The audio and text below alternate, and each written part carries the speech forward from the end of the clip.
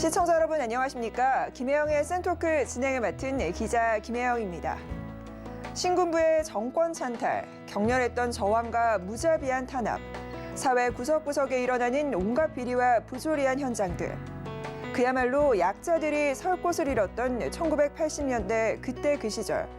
국민들의 울분을 대변해주며 막혀있는 속을 뻥 뚫어준 책이 있습니다.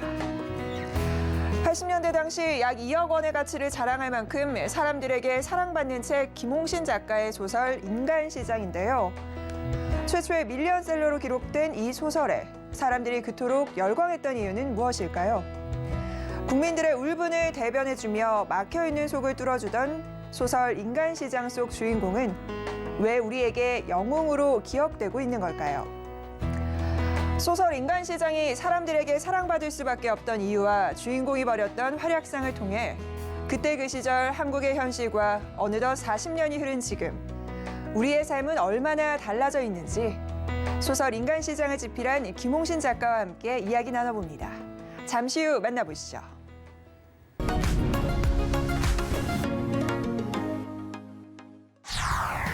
한국 최초의 밀리언셀러 소설가 김홍신 작가는 대한민국을 대표하는 소설가로 1975년 현대문학소설 본전댁이라는 작품으로 추천되어 문학계에 등단해 인간시장을 비롯하여 산업사회 모순과 비리를 깊이 있게 파헤치고자 하는 작품을 주로 집필했다. 그중 인간시장은 1981년 출간 즉시 10만 권 판매를 기록하며 1984년에는 대한민국 역사상 처음으로 100만 권 판매 돌파를 했다. 또한 2007년 발해 역사를 배경으로 한 대하 역사소설 김홍신의 대발해를 비롯해 시, 수필, 꽁트, 동화 칼럼 등 다양한 장르를 넘나들며 137권의 책을 출간했다. 그는 소설가로서뿐 아니라 정치 기득권에 맞서 소신과 열정으로 정치 활동을 펼쳤던 정치인, 시민운동가, 교수, 유명 방송인이기도 하다. 암울한 시대 국민들의 울분을 대변해주며 막혀있던 속을 뚫어주던 김홍신 작가와 현대 시대상을 짚어보며 지금 우리에게 필요한 영웅은 누구인지 이야기 나눠본다.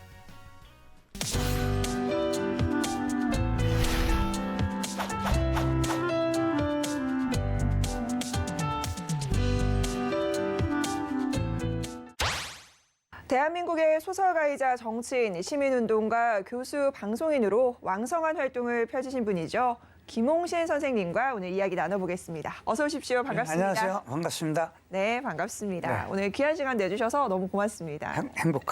행복할 날이 되길 것 같습니다. 네. 자, 저희가요, 이 선생님과 얘기를 좀 나눌 때 사실 대표적인 작품이 있죠. 뭐 웬만한 시청자분들은 다 아실 것 같아요. 바로 인간시장입니다. 이 소설책을 빼놓고는 정말 1980년대를 이야기할 수 없다고 해도 과언이 아닙니다. 그 당시 인기가 정말 대단했었는데 이 책으로 이제 밀리언셀러에도 등극을 하셨잖아요. 예. 처음에 이 책을 집필하시게 된 계기가 좀 있을까요? 그러니까 그 시절이 그 80년 군부 독재 시절에 국민들이 하소연할 데가 없고 네.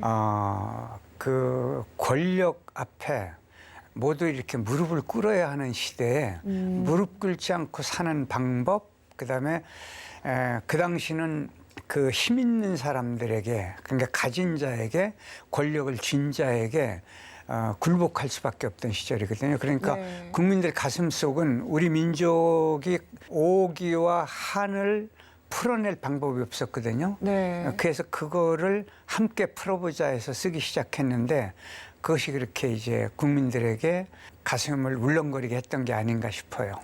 아마 이 주인공이 사회의 악에 맞서서 막 악을 응징하고 처단하고 막 이러잖아요. 네. 막 그런 게 그 당시 국민들에게는 어떤 카타르시스를 좀 준 게 아닐까 그런 생각이 좀 들긴 하더라고요. 당연하죠.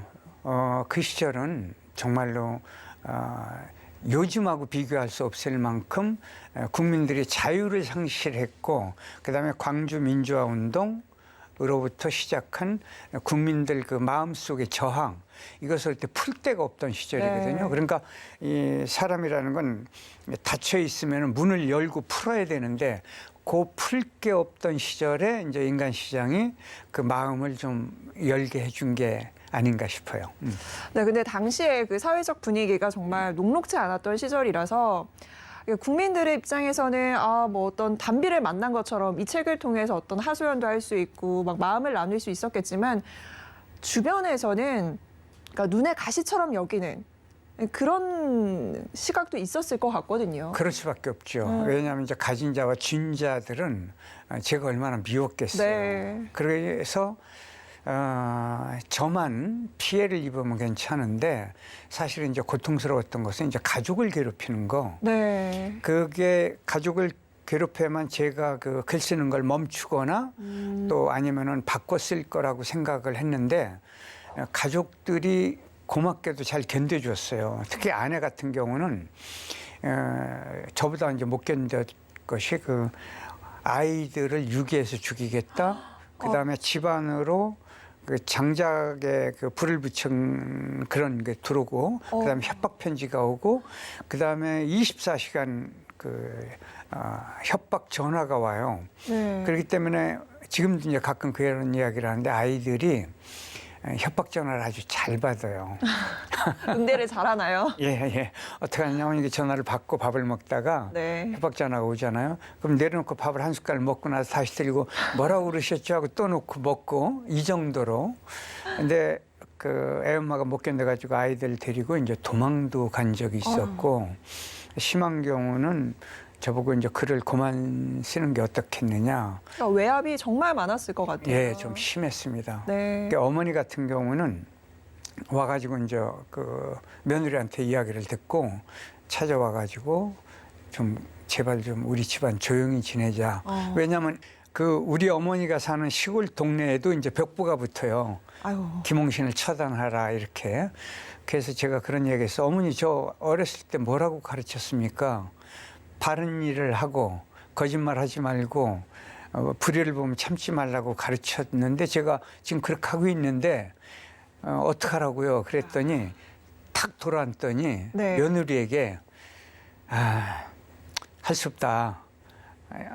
내가 저렇게 가르쳤다고 하니 그냥 살아라. 이러고 그냥 가시더라고요. 대단하십니다. 그래서 그게 지금도 잊을 수가 없어요. 그 어머니의 표정과 네. 그 아내의 그 표정을.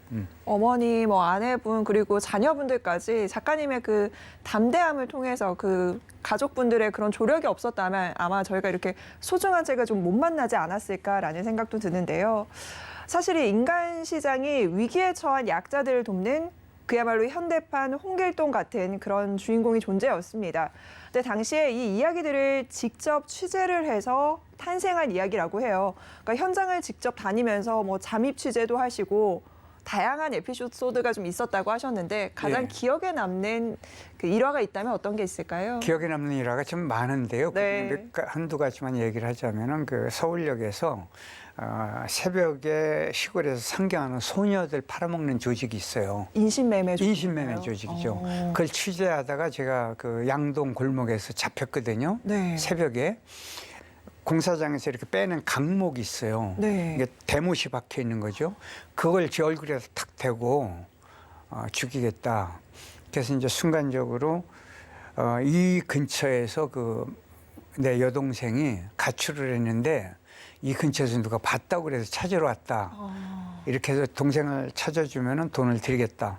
그렇게 해서 이제 위기를 벗어난 경우가 있고. 임기응변이 엄청 좋으셨네요. 근데요, 저도 몰라요. 왜 그랬는지. 순간적으로 네. 너무 위급하니까 저도 모르게 이렇게 튀어나온 거고요. 네. 그다음에 이제 신촌에 가면 인력시장이 있어요. 네. 인력시장인데 그걸 취재하러 새벽에 나갔는데 허름한 옷을 입고 모자를 쓰고 갔는데요. 이제 사람들이 이렇게 오면 트럭이나 뭐 리아카로 와갖고 사람들하고 같이 가요. 네. 근데 저하고 4분의 1이나 5분의 1만 팔려가고 나머지는 안 팔려요. 매일 보면은. 네. 근데 저는요, 이렇게 모자를 벗기고 손을 봐요. 근데 손이 이렇게 못이 박히지 않은 솥이잖아요. 글쟁이니까. 그 다음에 덩치를 보니까 작거든요. 네. 그러니까 저는 매일 선택받지 못하고 남아 있어요. 네. 근데 그 어느 날은 호리호리한 분인데 그 이제 그 버스 정류장까지 이렇게 같이 걸어가게 됐어요. 그래서 물어봤더니 아이를 낳았대요. 결혼한 지 얼마 안 됐는데 이게 네. 결혼식도 안 하고 같이 사는 거죠. 근데 아이 엄마 젖이 안 나와서 분유를 사야 되는데 분유값이 없다고 하면서 우는 거예요. 네. 근데 그분도 보니까 호리호리하고 하니까 누가 안 들고 간 거예요. 그래서 주머니에 저도 뭐 돈이 없는 사람이지만은 그 집에 갈 차비만 빼놓고 돈 얼른 드렸더니 막 펑펑 우는 거예요. 그러니까 그런 것들은 이제 지금도 잊을 수가 없죠. 예. 그분이 정말 엄청 감사했을 것 같아요. 뭐 그랬겠죠. 네. 그런데 이제 그분은 저를 알지만은 저는 그분이 어떤 분인지 뭐 지금 어디 있는지 이런 네. 거 하나도 모르죠. 근데 그렇게 인간에 대한 사랑이 항상 늘 그 저변에 깔려 있으신 것 같은데, 그러니까 저희가 또 보면 그 인간 시장에서 위기 때마다 이 건달 후배들이 그 주인공이죠. 장촌산을 이제 돕게 되는데 작가님께서도 그런 후배들이 굉장히 많다라는 이야기를 들었습니다. 네, 사실 네. 그 소설 속 이야기지 이게 우리가 흔히 접할 수 있는 이야기는 아니거든요. 이 얘기 조금 해주실 수 있을까요? 그 제가 그 재수를 하고 네. 그다음에 이제 대학을 겨우 들어갔는데 정말 그 옛날 시골에서는 대학 들어가는 게 그 뭐라 그럴까 그 청춘의 가장 큰 꿈이었거든요. 네. 그런데 집안이 망해가지고 휴학을 했어요. 그럼 이제 군대를 가야 되거든요. 네. 그러니까 아주 절망 상태에서 이 자살도 꿈꾸게 되고 앞날에 희망이 없으니까 그럴 때 그 시골에서 그 말하자면 저와 비슷한 젊은 후배들이 네. 찾아와가지고 형님 우리 좀 시내를 장악을 한번 해봅시다. 아. 왜냐하면 시내는 정통파 건달 패거리가 장악하고 있고 이 후배들은 이렇게 변두리에서 중앙을 못 들어가요. 중앙에 들어가면 이제 얻어맞고 뭐 창피를 당하고 하니까. 근데 숫자는 정통파보다 이렇게 변두리파가 많은 법이거든요, 늘. 네. 그래서 이제 저도 이왕 이렇게 된 거 정말 일 한번 저지르자 무슨 이제 이런 오기 같은 거. 그래서 이 친구들이 저를 너무 따라서 함께 이제 근데 이제 아주 뭐 요즘으로 얘기해서 이렇게 나쁜 짓 하거나 남을 해코지하는 게 아니고 오로지 이제 이 중앙을 차지하겠다는 이제 그런 것들이었죠. 그래서 그 친구들은 이제 아직도 교류를 깊게 하고 있는데요. 근데 인간시장 쓸 때 사실 굉장히 험한 곳들이 있어요. 네. 가짜 휘발유를 만드는 곳은 건달이 꼭 껴야 만들거든요. 네. 그러니까 그게 80년 초에 가짜 휘발유라는 게 말이 돼요? 근데 그때 당시에 뉴스가 굉장히 떠들썩했던 사건들이 많았어요. 예, 그 사건이 컸었죠.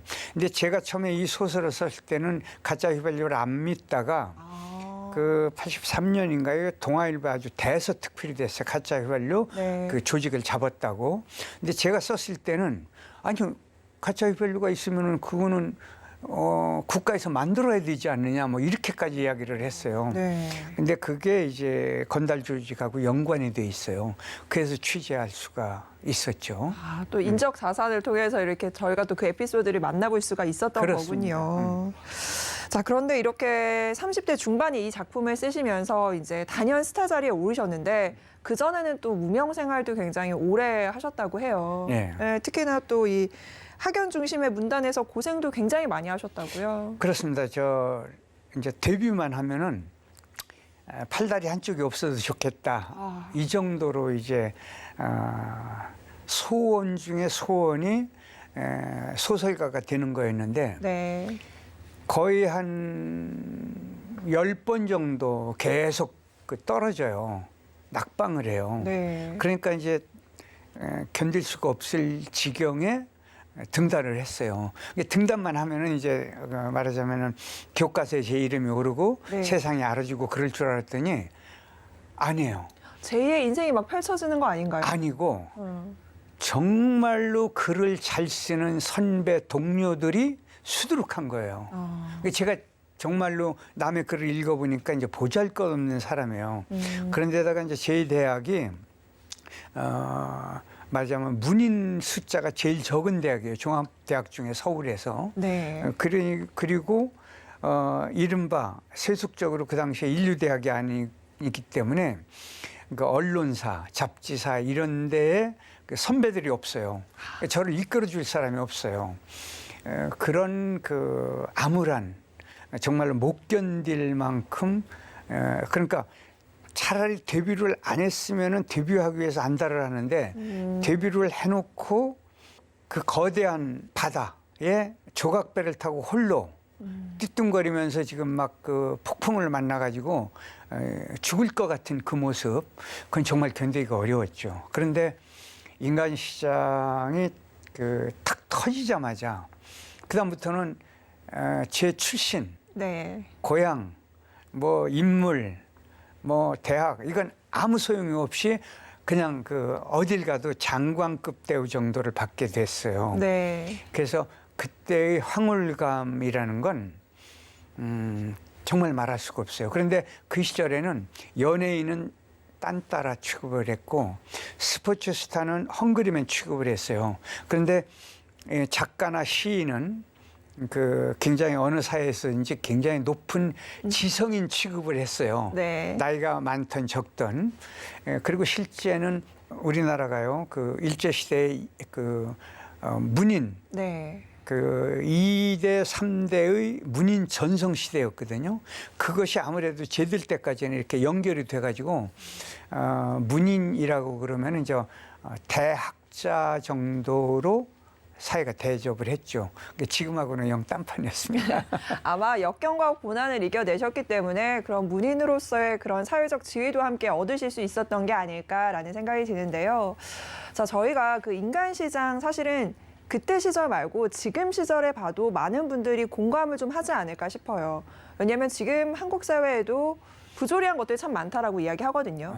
만약에 인간시장을 지금 이 시점에 재집필하신다면 지금 사회에 어떤 부조리를 좀 쾌도난마하고 싶으실까요? 한두 가지가 아니에요. 네. 예를 들어서 지금 요즘 이제 언론에 그 떠돌고 있는 게 그 전세 사기 당하는 분들이 있잖아요. 네. 그 사람들은 그게 전 재산이거든요. 그 맞습니다. 젊은이들이. 네. 근데 그걸 사기를 치고 도망가고 찾을 길이 없고 이런 것들. 그리고 이제 옛날 같으면은요. 젊은이들 네. 없이 사는 사람들이 그렇게 많이 당하지 않았어요. 대개 당하는 사람은 여유 있는 사람들이 당했거든요. 사기를 당해도. 네. 근데 요즘은 이제 불특정 다수가 서민들이 그렇게 당하는 거, 이건 참 못 견딜 일이거든요. 네. 이런 것들은 이제 장총찬이 나서서 돈도 받아주고 네. 해결해주고 아니면은 그게 만약 해결해주지 않는다면은 여유 있는 사람들, 그러니까 재벌을 찾아가서 이분들 좀 도와줘라. 당신 그 재산이 많지 않느냐. 이렇게 해서 그걸 받아서 그분들을 좀 나눠드리는 그런 역할. 이런 것들을 하고 싶다는 생각이 들었습니다.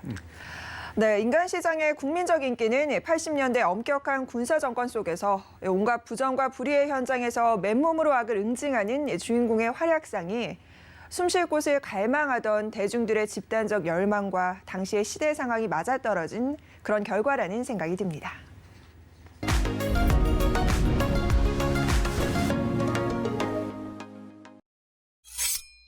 네, 이 놀라운 기록은 사실 문단에서만 가지고 계신 게 아닙니다. 정치계에서도 활동을 하셨는데 또 전무후무한 기록을 갖고 계십니다. 15대, 16대 국회의원으로 활동을 하시면서 헌정사상 최초라고 합니다. 8년 연속 의정평가 1등 국회의원으로 선정이 되셨다라는 이야기가 있는데요. 당시에도 아마 이런 소신을 가지고 기득권들과 맞서서 이런 열정적인 정치 활동을 하셨기 때문에 예. 이런 결과가 있지 않았을까라는 생각이 들거든요. 예, 고맙게도 이제 제가 한 노력보다는 평가를 좀 크게 받았어요. 그 이유는 아마 국민들께서 네. 과거의 정치와 다른 행동, 모습 이것을 칭찬해주고 싶어서 그랬던 것 같아요. 예를 들어서 제가 국회의원 처음에 되면은 네. 5월 30날 국회의원이 돼요.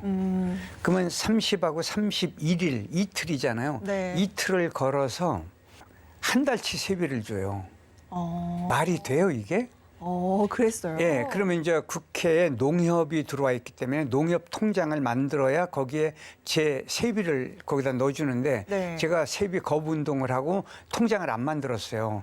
그러니까 국회의장하고 사무총장에 계속 연락이 와요. 통장 만들어 달라. 네. 그래서 안 된다. 그래갖고 제가 15대 국회 제1호 법안이 국회의원 세비에 관한 법률 개정안이에요. 그게 뭐냐면 이틀 근무를 했으니 이틀치만 받으라 이거죠. 그리고 제가 세비를 전부 안 받겠다. 거부 운동을 계속해가지고 제가 석 달간인가 세비를 안 받았어요. 그러고 나서 세비를 반납을 했는데 이게 반납할 근거가 없어요. 그래서 국고금에 유치를 해요. 그래서 5년 동안 제가 안 차지가면 이제 비로소 국가가 가져가요. 네. 그리고 나서 법이 통과가 안 돼요. 자기들 세비 문제니까. 중요한 문제죠. 예. 기득권층. 그래서 16대 또 제가 국회의원 되고 나서 제1호 법안이 또 세비에 관한 법률 개정안이었어요. 그래서 제가 운동을 시작한 지 5년 만에 지금은 이틀치만 받습니다. 아, 정말요? 예, 그거를 일할 계산이라고 그래요. 그래서 국회의원을 만약에 제가 6개월 남겨놓고 사퇴를 했지 않습니까? 그러면은 12월 10날 제가 사퇴를 했거든요. 네. 그러니까 10일치만 받는 거예요. 아, 근데 원래 그래야 되는 거 아닌가요? 일한 만큼 받아야 하는 거 아닌가요? 당연하죠. 왜냐하면 그 공직자들이거나 그 직장도 보면은 물론 후하게 그 업주가 그 주인이 더 줄 수는 있지만 이거는 국민 세금이에요. 그렇죠. 국민의 돈이기 때문에 그러면 안 되거든요. 그때 이제 국회의원 되는 첫날부터 제가 욕을 먹기 시작한 거예요. 정말 방송인으로 활동하실 때도 소신 발언 때문에 방송국에서 미운털을 좀 박히신 경험이 있다고요. 이게 미운털 정도가 아니고요. 네. KBS 라디오에서 2번을 네. 그러니까 노태우 대통령 때 생방송인데 저녁 시간에 제가 노태우 대통령을 드세게 비판했어요. 이건 민주국가가 아니다. 대통령 정신 차려야 된다. 이렇게 해서 바로 잘렸죠. 당시로서는 사실 상상하기 힘든 직원 아닌가요? 예, 그래가지고 이제 제가 본래 블랙리스트였지만은 그때도 이제 그 우리 주변을 다 조사를 하고 네. 그 다음에 두 번째도 또 KBS였는데 안녕하세요 김홍신 김수미입니다는 아침 주부 프로그램이었어요. 네. 거기서 어느 날 보니까 김영삼 대통령 때죠. 그래서 김영삼 대통령한테도 정치를 바로 해라. 그 당시에 그 삼풍백화점 무너지고 뭐 네. 이렇게 막 정신이 하나도 없을 때예요. 그래서 정치를 바로 하지 않으면은 그 대통령답지 않은 것이다. 그러니까 대통령 좀 정신 차려라. 이렇게 구체적으로 그 오프닝 멘트에서 했어요. 그리고 나서 이제 또 그 잘렸죠. 파급 효과가 엄청났을 것 같은데요. 사실은 그 바람에 정치권에서 저를 눈여겨보고 그러니까 발탁이 되신 거군요. 예, 말하자면 이제 정치를 하자 이렇게 계속 그때부터 이제 저한테 요청이 들어왔던 것이죠. 이 정치계 얘기로 다시 돌아가서요 보면 그 당시에 발의한 법안들만 봐도 이 선생님의 성격을 저희가 참 잘 볼 수가 있습니다. 기초생활보장법, 장애인 관련 법안 등 정말 사회적 약자를 위한 법안들을 만드는 데 앞장서셨습니다. 1990년대 부정부패가 극심했던 사회에서 수많은 반대를 무릅쓰고 국민의 눈높이에서 개혁 법안을 발의를 하신 건데요. 사실 당시에도 이런 법안 발의하실 때 어려움이 상당히 많으셨을 것 같아요. 저항이 굉장히 많습니다. 네. 왜 그러냐면 이제 법을 만들면은 그 법에 따른 그 재정이 어떻게 소요되느냐 이게 굉장히 중요한데 네. 기초생활보장법은 이렇게 빈곤에 처해 있는 국민을 국가가 보장해 주는 거예요. 네. 이게 보호가 아니고 보장이거든요. 그런 법안 만들기는 정말 어렵습니다. 그래서 그 법안을 만들 때 워낙 국고가 많이 들어가니까 저항이 심했죠. 그래도 했고 장애인 복지법 같은 거는 장애인들을 그 일반 국민과 동등한 대우를 해줘야 된다. 이게 원칙이다. 왜냐하면 저게 존엄한 하나의 그 완전히 그 말하자면 하느님이 창조했던 그렇지 하지 않았던 인간으로서의 가장 존엄한 존재가 아니냐. 그러니까 일반 국민과 동등한 대우를 받아야 된다. 이제 이런 것이 이제 굉장히 중요했고 그다음에 의약분업인데요.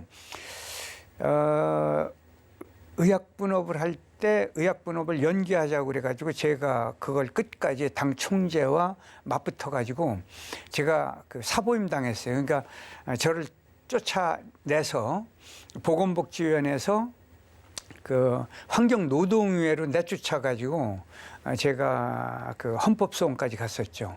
당내 기류랑은 당시에 굉장히 많이 달랐었죠. 달랐죠. 그래가지고 제가 이제 그 국회 그 의사당 안에서 농성에 돌입했어요. 그러니까 당과 정면으로 이제 부딪힌 거죠. 그러니까 당론을 위반한 거죠. 네. 그래서 제 별명이 많은데 국회의원 네. 할 때 하나만 좀 알려주세요. 상습적 당론 거부자.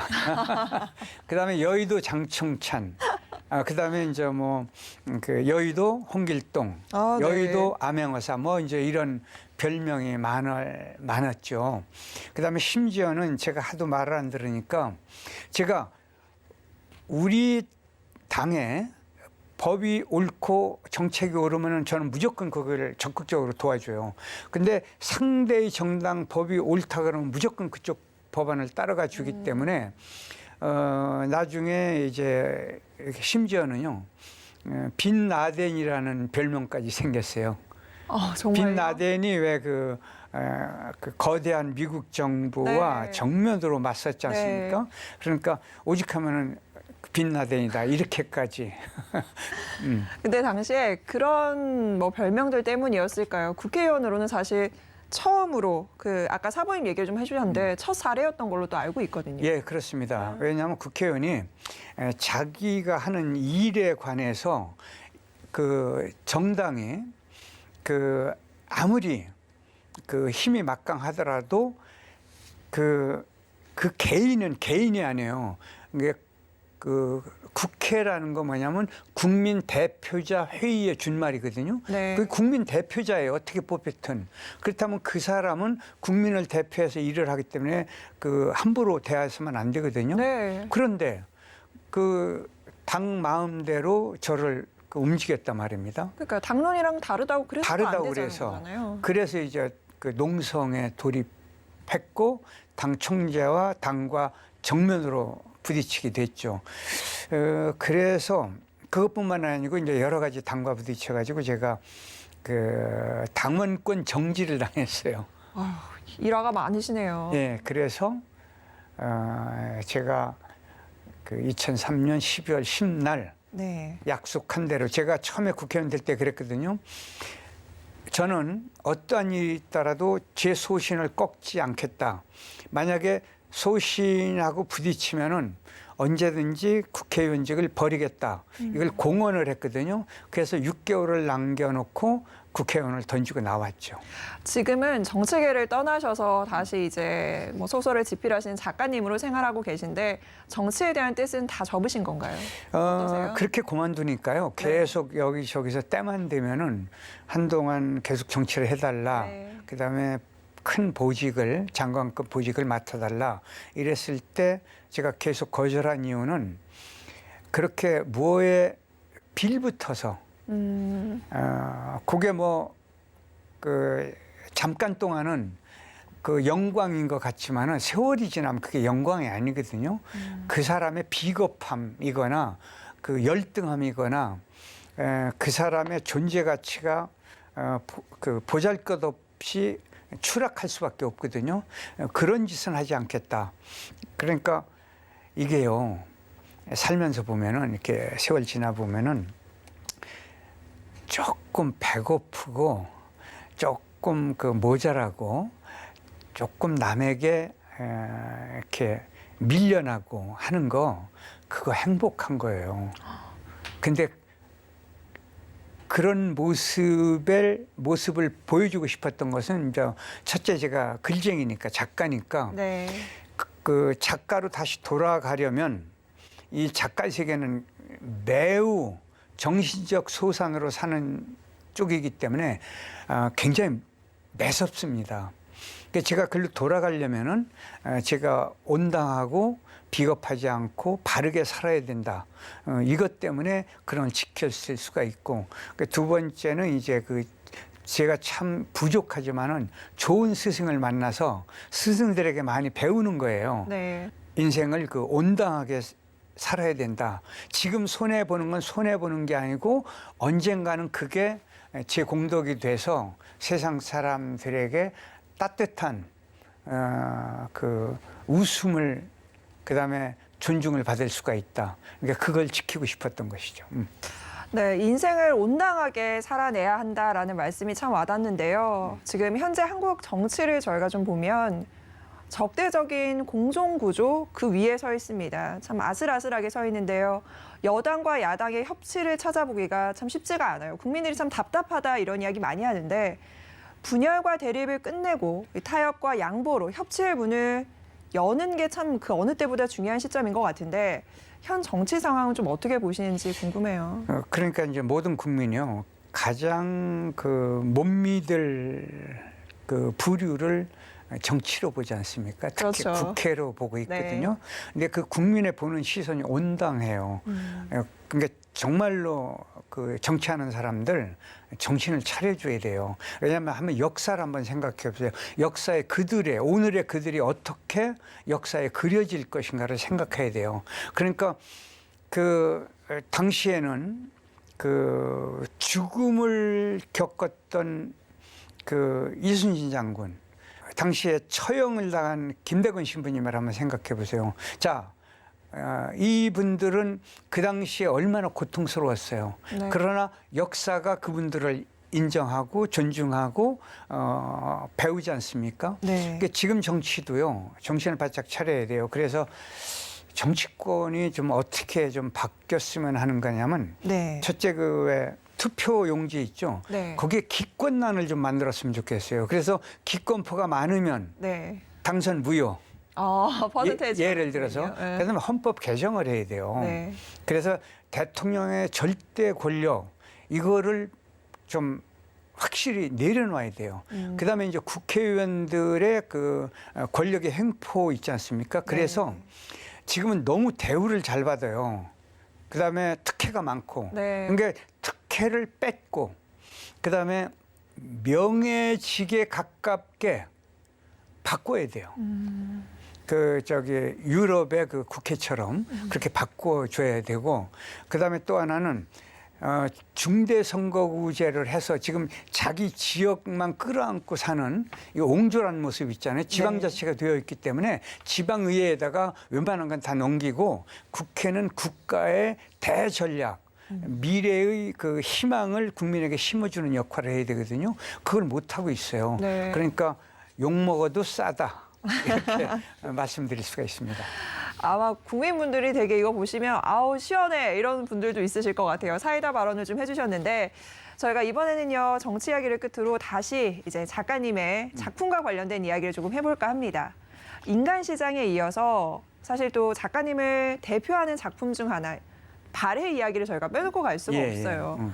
이 책은 좀 어떻게 집필하시게 된 걸까요? 그러니까 제가 국회의원 할 때인데요. 법륜 스님께서 네. 저보고 국회의원 10번 하고 장관하는 것보다 잃어버린 우리 역사, 우리가 버린 역사 중에 하나가 발의 역사거든요. 네. 그러니까 이걸 되찾아와서 대하 역사 소설을 한번 써보는 게 어떻겠냐. 제가 충격을 받았어요. 자료를 보니까요. 네. 발에는 대조영 이야기 위에는 별로 없어요. 그래갖고 이제 그때부터 국회의원 때니까 국회의원이면은 여권이 좀 특수한 여권이거든요. 그러니까 여행하기가 참 편해요. 네. 그래서 중국, 러시아, 일본 이렇게 그다음에 북한 자료. 그러니까 북한 자료 얻기가 굉장히 어려울 텐데 제 집에 보면은 지금 이제 북한 자료까지 다 가지고 있거든요. 그거를 놓고 공부를 시작했는데 네. 놀라운 걸 발견한 거예요. 예를 들어서요, 우리 민족은 늘 침략만 받았다고 생각을 했는데 732년에 대조영의 아들 대무의 황제가 당나라를 쳐들어가 가지고요, 마도산이 어디냐면 지금 북경 옆에예요. 요하라는 거대한 강을 건너서 친정, 그러니까 황제가 직접 군사를 이끌고 가서 당나라를 쳐들어가 있어요. 그다음에 장문유라는 수군 장수가 박작성에서 군사를 이끌고 가서 산동반도의 성장, 위해를 죽이고 산동반도를 뺏어요. 그게 우리 역사는 한 줄도 없는데 신당서, 후당서, 책부, 원부 등 당나라 정사 안에 다 기록이 되어 있어요. 네. 그걸 다 찾은 거예요. 그다음에 당 현종 때인데 이 발해가 쳐들어와서 위급하니까 네. 그 인질로 잡고 있던 신라 왕자 김사란에게 편지를 줘요. 그 편지가 지금 남아 있는데 거기에 이렇게 써 있어요. 신라 성덕왕에게 보낸 편지가 발해가 쳐들어도 우리가 멸망 지경에 처했으니 우리를 도와주면은 좋은 상을 드리겠다. 김윤신 장군의 손자 김윤중 장군이 용맹하다 니 그를 장수로 삼아서 도와달라. 이렇게까지 급하게 편지를 할 정도예요. 그래서 그 당시에 발해가 땅이 고구려보다 한 두세 배 정도 큰 땅을 거느리게 돼요. 그다음에 보통 우리 동이족이라고 하지 않습니까? 네. 이자를 지금 옥편을 찾아보면은 오랑캐 이자로 되어 있어요. 그럼 우리가 오랑캐인가요? 아니죠. 아니죠. 네. 그게 뭐냐면 그 이자는요. 본래 제가 이제 두 가지를 말씀드리면은 첫째 옛날 아주 오래된 옥편을 찾아보면은 그거는 우리가 만든 게 아니고 중국 옥편을 우리가 번역한 거거든요. 네. 그 이자를 찾으면 거기에 이렇게 되어 있어요. 이 본디 이자는 군자 이자인데 오랑캐 이자로 바꿨다. 이게 기록이 되어 있고 네. 공자가 논어에서 밝혔어요. 나는 늙으면은 저 동쪽에 군자의 나라 사람들이 사는 동해에 가서 살겠다. 이자는 큰 대자 속에 활궁자가 들어가요. 큰 활을 잘 쏘는 민족이에요. 그러니까 옛날에는 멀리 있는 적을 내쫓고 그다음에 멀리 있는 짐승을 잡아 먹여서 나를 도와주는 사람이 군자하고 지도자였어요. 그러니까 그 우리 민족은 그 군자의 나라 사람들이었지 오랑캐가 아니었단 말입니다. 네. 그런 것들을 찾았을 때의 황홀감 그거 아시겠죠? 네. 그래서 저는 아직도 만년필로 글을 쓰거든요. 그래서 200자 원고지로 12,000장을 대발해 역사소설을 쓰고 제가 한국인으로 태어난 것이 황홀한 그런 행복감을 느꼈죠. 이 발해 창업 과정에서의 영웅적 활동들을 다루면서 발해 멸망사도 사실 이 작품에서는 비참하게 그리고 있는데 역사 소설에서 사실 망하는 장면은 독자들로부터 외면당하기가 쉽다 뭐 이런 이야기가 조금 있습니다. 그럼에도 불구하고 멸망 과정을 비참하게 담아낸 것이 국민들에게 어떤 경각심을 일깨워주기 위한 뭐 그런 의도로 좀 예, 봐도 그런 의도가 괜찮을까요? 있습니다. 뭐냐면은 이렇게 나라가 멸망하면은 얼마나 참혹한 꼴을 당하는가를 역사에서 찾을 수가 있어요. 네. 백제 고구려가 멸망할 때 그 당 고종 때입니다. 계피라력, 소정방 등 그 대장군들이 있죠. 대장군들이 당 고종 앞에 엎드려 갖고 이렇게 이야기해요. 이 민족은 완악하고 굴중할 줄 모르고 반드시 도로 독립하는 무서운 민족이니 우리가 장악하면은 남자는 다 죽이고 여자는 우리 군사들에게 유문품으로 나눠주게 하십시오. 그러니까 고종 황제가 이렇게 말을 해요. 너희들의 생각에 짐의 뜻과 같도다. 반드시 실행하라. 그래서 백제 고구려요 국소고 다 불태워서 없애고 역사를 그다음에 고구려에서만 그 무려 20만 명 이상을 당나라로 잡아갑니다. 당나라가 세계 강국이 된 거는 누구 때문에 됐느냐면요. 당나라가 한 번도 이겨본 적이 없는 나라가 그 토번이었어요. 티벳. 티벳 왕에게 네. 당 태종이 가장 아끼는 공주를 바쳤어요. 그런 나라를 토벌에서 이긴 장군이 고선지 장군이에요. 고구려 후손이죠. 그리고 그 고구려가 멸망하고 30년 뒤에 대조영이 기일을 일으켜가지고 동모산에서 발해 건국을 하고 그다음에 32년 뒤에 그 아들이 그 당나라를 또 쳐들어가죠. 그런 그 우리 민족의 그 거대함, 그 장엄함. 그래서 오늘날 대한민국이요. 그 DNA가 있기 때문에 오늘 대한민국이 선진국이 된 것이고 그 제가 11월 16일 날 정말로 복되게 교황성화를 특별 아련했거든요. 네. 근데 교황성화께서 뭐라고 그러냐면 이 민족은 전쟁의 비극을 겪었으면서도 문화민족이다. 그다음에 웃음을 잃지 않고 남에게도 웃음을 전달한 아주 위대한 민족이다. 지금요 로마의 제1대학에서 네. 그 한국학을 공부하는 그 과가 50대 1을 넘었어요. 그리고 전 세계에 지금 한글 학교 선생님이 모자라요. 맞습니다. 그 정도예요. 네. 우리 민족의 DNA가 결국 현대에 와서 이렇게 융성하기 시작한 걸 발견하게 되는 것이죠.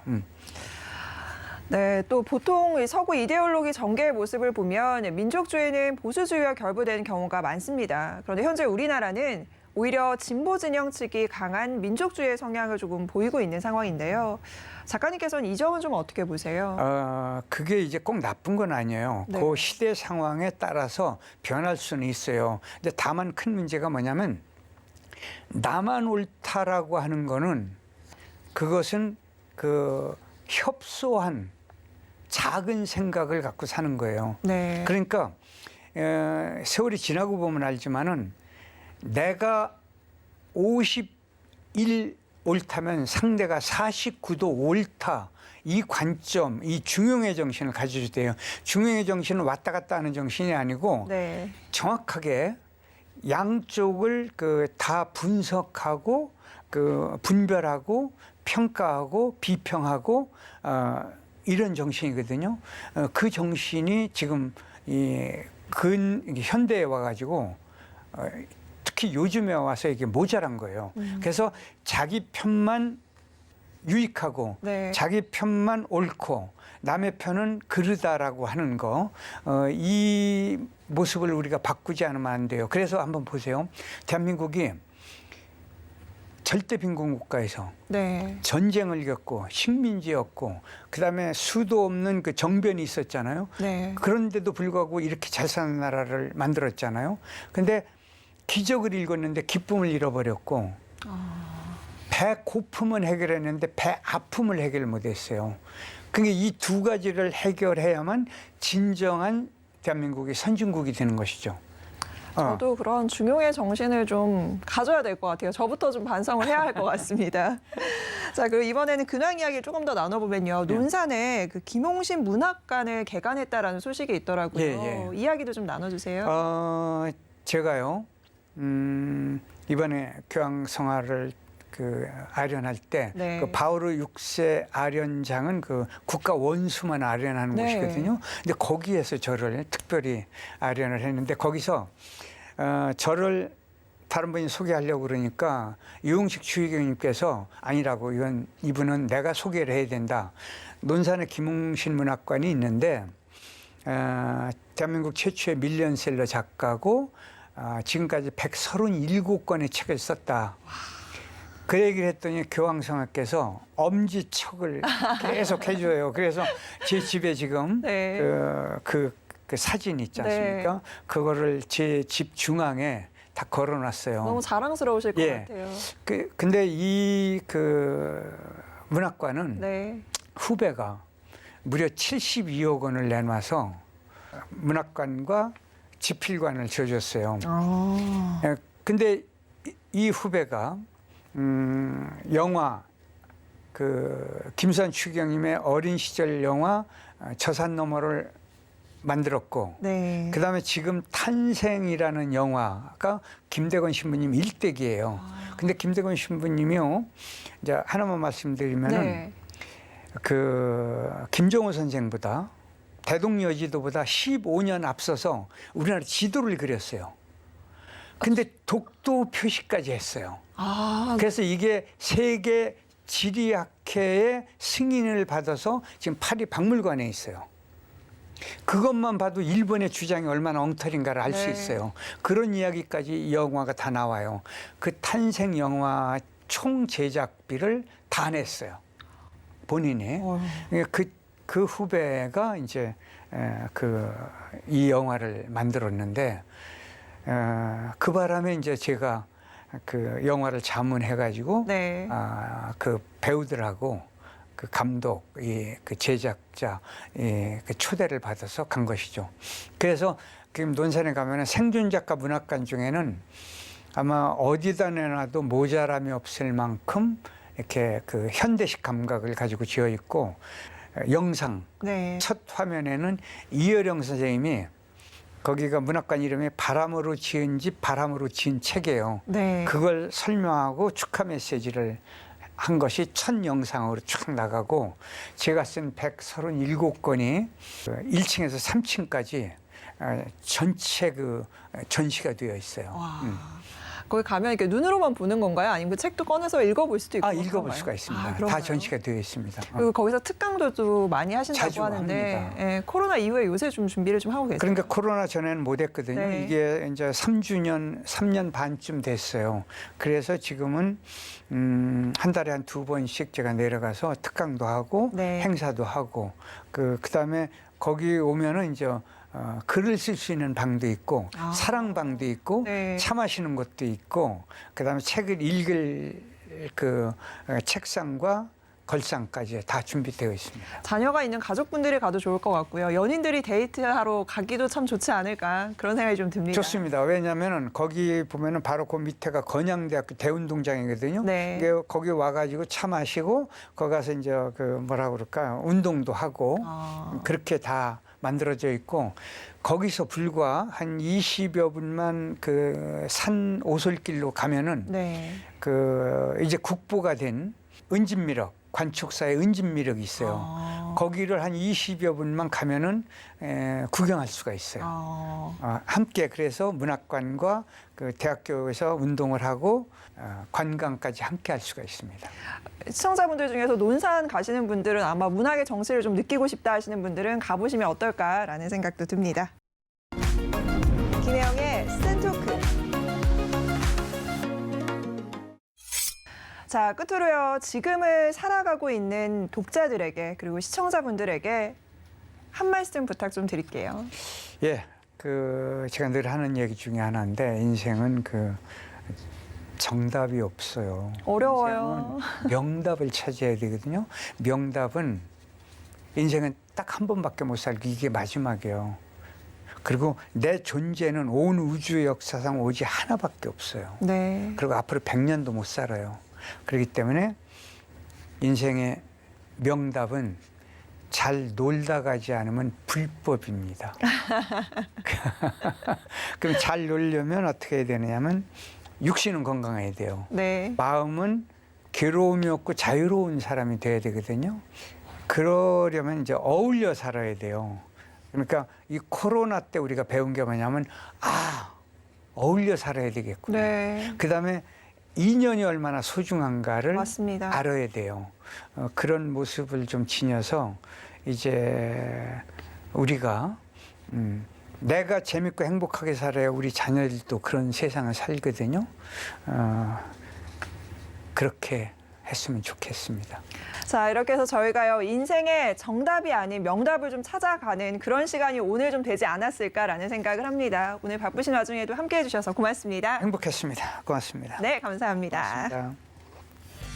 네, 1975년에 등단한 이후 인간시장을 비롯해 산업사회의 모순과 비리를 깊이 있게 파헤치고자 다양한 작품들을 집필하셨죠. 또 소설 외에도 시, 수필, 꽁트, 동화, 칼럼까지 다양한 장르를 넘나들며 137권의 책을 출간하셨습니다. 앞으로도 독자로서 작가님의 행복 그리고 좋은 작품 기대하도록 하겠습니다. 김혜영의 센토크 저희가 준비한 소식은 여기까지입니다. 다음 시간에 찾아뵙겠습니다.